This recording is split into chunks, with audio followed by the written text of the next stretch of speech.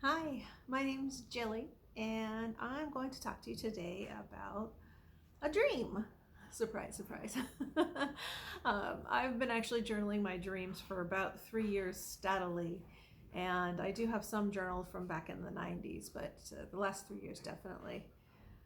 The dream I had today was actually, or the dream I'm going to tell you about today was actually from this year, so it's one of the more recent ones.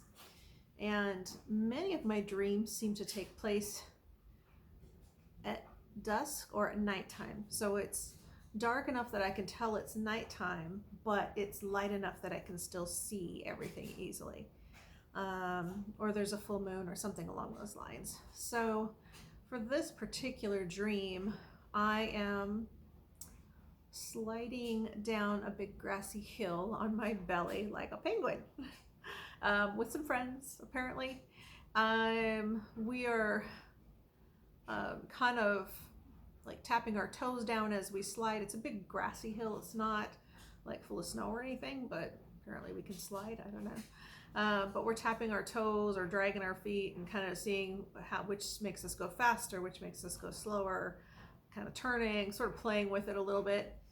And anyways, when we go down this grassy hill at the bottom, there's a huge meadow kind of space, and then off to the left there's a lake, and the lake is surrounded by reeds and grasses and irises and cattails and some big like weeping willows and that sort of thing. Very pretty, very serene. There is a few scattered homes and trees kind of off to the right hand side, and again they're very primitive and kind of quaint, almost like little cottages, maybe 2 rooms, 3 rooms most. And they all have, they're brightly lit from the inside, and there's smoke coming out of the chimneys and that sort of thing. So, anyways, it's a very kind of quaint and peaceful little area. And when we get to the bottom, after sliding on our bellies like penguins, my friends go home for dinner, and I wander around to the left-hand side of the lake, where apparently I have a little wooden rowboat stowed. It's kind of hiding in the reeds under a tree, a big like weeping willow type tree. And this is not my first time doing this. Apparently, I have a habit of doing this for a long time, but the rowboat is like a secret. Like nobody knows it's there. It's my own personal little kind of escape or getaway, I guess. So I take this rowboat and I row out to the center of the lake, and there's a particular spot where I'm able to do something that nobody else can. And in the bottom of the boat, there's these decanters, these glass decanters that are like the size of a quart of milk, but they're clear glass, and the liquid inside is some kind of clear solution. And if I drop some of this clear solution into the water, it creates a kind of a tunnel portal type thing down to the bottom of the lake.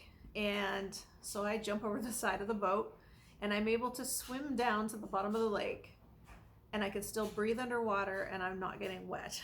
So I don't know how exactly this works. It's like magic. And but I'm able to look out into the lake crystal clear, as if it's a like aquarium. So I can see all the grasses and the turtles and the fish swimming around and all that kind of thing, right? It's super cool.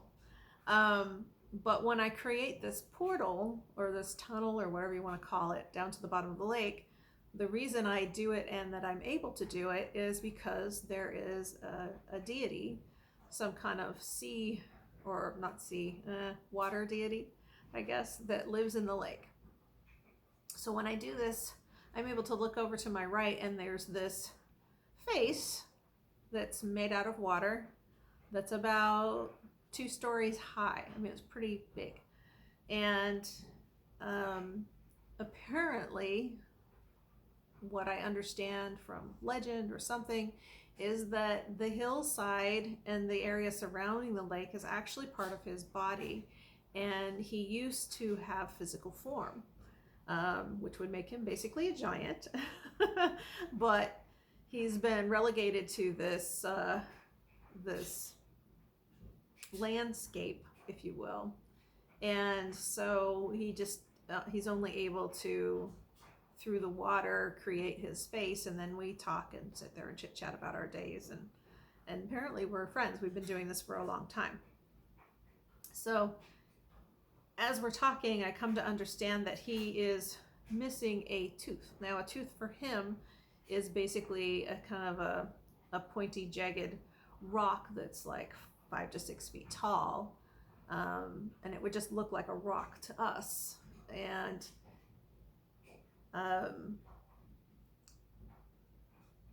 with this rock, if he was to get it back, he could regain his physical form.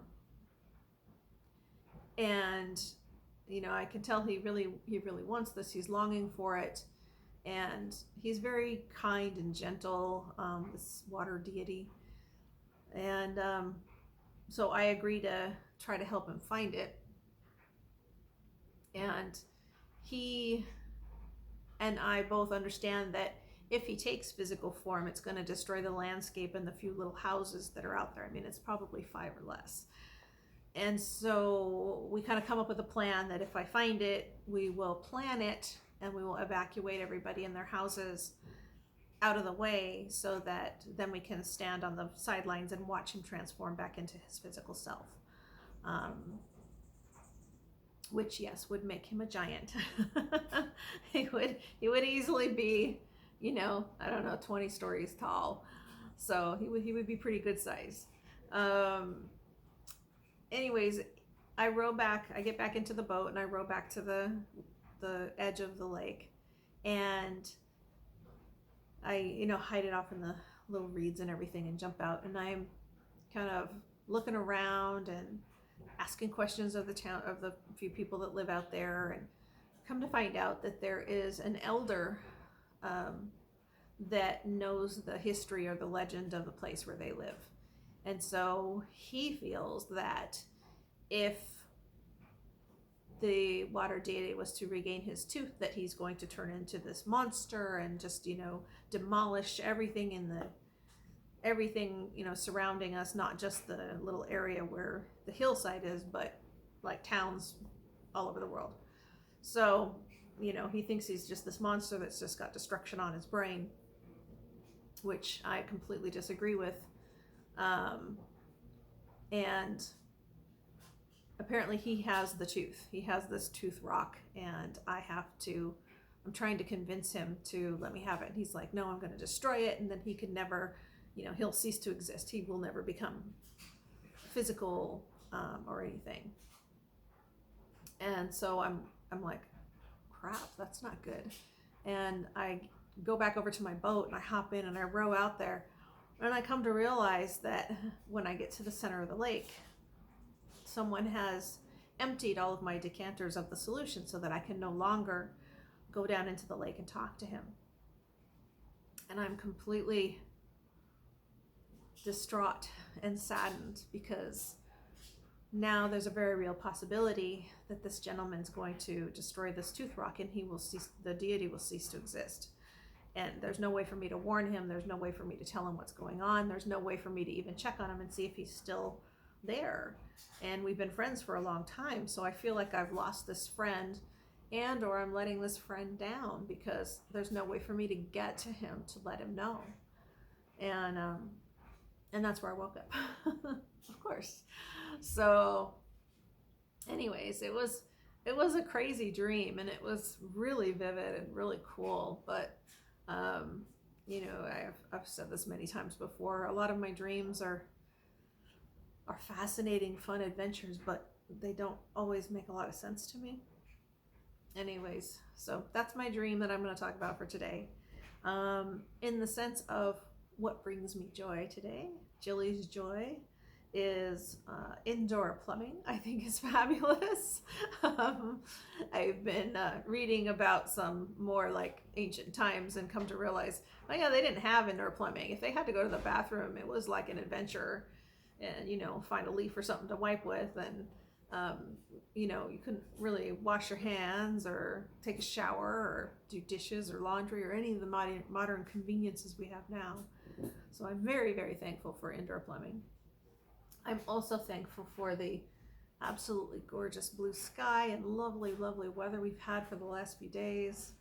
We're very thankful because Seattle doesn't frequently get nice, sunny 50-degree days in December. So it's been great. I've been able to take my dog for a walk down to the beach and to the off-leash park, and we've just been having lots of fun. So I'm just thankful for so much. And for those of you who don't know, my business has started. It's renreiki.ws.com. It's RENREIKIWS.com if you want to check out my website. I am currently doing in-studio visits. Eventually, some point along the line, I might do remote sessions as well. But luckily, my studio where I practice is literally a block away, so I can just walk to work. It's so fantastic. And yeah, anyways, I just want to thank you and the universe, and I hope you enjoyed this dream and all of my crazy dreams, and have a beautiful, blessed afternoon, day, wherever you are. Thanks.